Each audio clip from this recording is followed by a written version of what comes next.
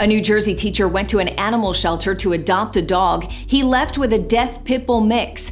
And now they're everyday advocates giving a voice to children and animals with disabilities. Lamont Baldwin joins us now with more. Chris Hanna and his dog Cole are teaching the world that though you may start off as an underdog, if given the chance, you could end up a superhero.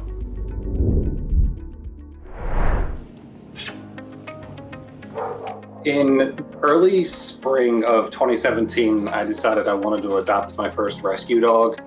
I was just at a period in my life that I wanted that little bit of extra joy. I went to my local shelter's website, and literally the very first puppy that was listed under adoptable dogs said special needs next to it. And I knew immediately that I had to meet this dog. And it turns out that he was born deaf, and he couldn't find an adopter just because of the fact that he couldn't hear. So I went to the shelter, they opened up the waiting room doors, and he ran in, jumped into my arms, started kissing my face, and we picked each other that day. Being a teacher, kids with special needs, and having special needs members of my own family, those two words are very, very significant and important to me. My nephew was also born deaf, and my nephew wears cochlear implants.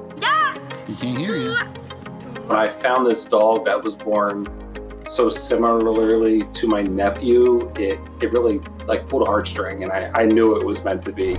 The look on my nephew's face when I told him I was adopting this little deaf dog, I will never forget.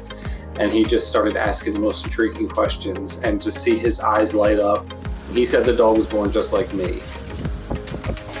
He is so adorable. I think Cole gave my nephew a sense of courage to persevere through challenges and to fit in like every other kid. We wanted deaf education kids, or kids like my nephew, to be able to communicate with him. We started training him with just regular hand signals. So, Cole, talk to me. Daddy, speak to me. He knows around 30 different signs. A lot of them are working signs. When he was a puppy, my administration would allow me to bring him in on evening events and stuff. As soon as he was around kids, he had this demeanor of I just love being around these children. I absolutely adore kids. I'll be the cleanest dog you ever seen. Some of these kids, I think, come to school because they get to see Cole. He's just so laid back. They go up and just hug on him. The students help Cole make his mark in the world. In the shelter, they were doing a Dog of the Year contest, and they've never had a dog with a disability in the contest. I started brainstorming with my students, and I came up with this idea of let's write a comic book about my nephew and my dog as deaf superheroes. And they got so excited. It was about 400 students that worked on this project with me. We would just brainstorm and just scratch every idea that we could come up with. And eventually we pieced it all together, and we all worked together. A local printer printed 1,000 copies of it, and we sold 1,000 copies in 3 weeks. It was crazy. Cole won the local contest and later won other national awards. Cole also became a therapy dog. Dogs break down barriers. Since he's been a therapy dog in my classroom for 6 years, I have watched students with some of the biggest walls, students with such trauma in their lives.